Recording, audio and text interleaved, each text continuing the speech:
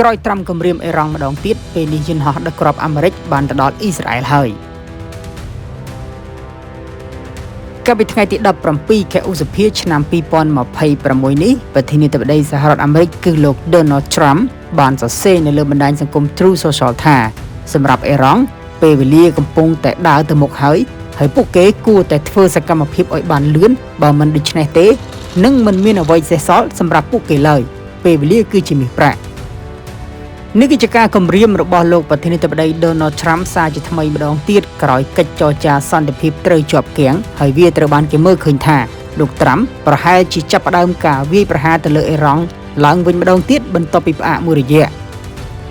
ហើយនៅពេលនេះមានសេចក្តីសន្និដ្ឋានថាទីក្រុង Washington ទំនងជានឹងចាប់ផ្ដើមវាយទៅលើអ៊ីរ៉ង់ថ្មីនេះពីព្រោះតែមានសេចក្តីរាយការណ៍ថាយន្តហោះអាមេរិកជាច្រើនគ្រឿងបានដឹកគ្រាប់ទៅដល់ប្រទេសអ៊ីស្រាអែលហើយយោងទៅតាមសេចក្តីរាយការណ៍របស់ទូរទស្សន៍ប៉ុស្តិ៍លេខ13របស់អ៊ីស្រាអែលបានផ្សាយនៅព្រឹកថ្ងៃច័ន្ទទី18ខែឧសភាឆ្នាំ2026នេះថា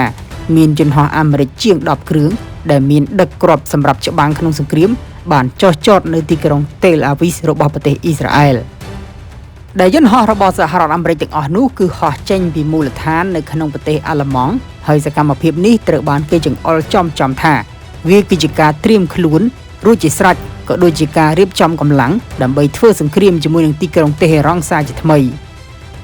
ហើយចំណុចដែលគេចាប់អារម្មណ៍ត្រង់ថាគ្រាន់តែលោកប្រធានាធិបតី Donald Trump ធ្វើការបង្ហោះនៅលើបណ្ដាញសង្គមភ្លាមសកម្មភាពនៃយន្តហោះដឹកគ្រាប់ក៏បានមកដល់អ៊ីស្រាអែលភ្លាមដែលវាធ្វើឲ្យគេកាន់តែសង្ស័យគឺជំរាបផងដែរថាប្រមុខទីក្រុង Washington គឺលោក Donald Trump បានទម្លាយរឿងដ៏គួរឲ្យភ្ញាក់ផ្អើលមួយថាអាមេរិកនិងអ៊ីរ៉ង់ធ្លាប់ឯកភាពគ្នានៅលើកិច្ចព្រមព្រៀងជាច្រើនរួចមកហើយប៉ុន្តែខាងអ៊ីរ៉ង់ឯណោះទេដែលតែងតែបដិសេធហើយបែរជាមិនព្រមទទួលស្គាល់ទៅវិញហើយបន្ថែមពីលើនោះលោក Trump បានទម្លាយថាមូលហេតុដែលធ្វើឲ្យការចរចាមានភាពរអាក់រអួលនិងជួបបញ្ហាជាបន្តបែបនេះគឺដោយសារតែមានចំនួនផ្ទៃក្នុងនិងភាពមិនច្បាស់លាស់នៅក្នុងជួរថ្នាក់ដឹកនាំរបស់អ៊ីរ៉ង់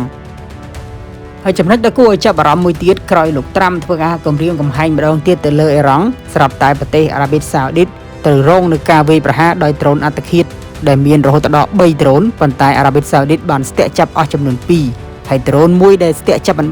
បានធ្លាក់ចំម៉ាស៊ីនភ្លើងក្បែរទីតាំងនុយក្លេអ៊ែរដែលស្ថិតនៅក្នុងតំបន់ Al Dhafra នៃរដ្ឋធានី Abu Dhabi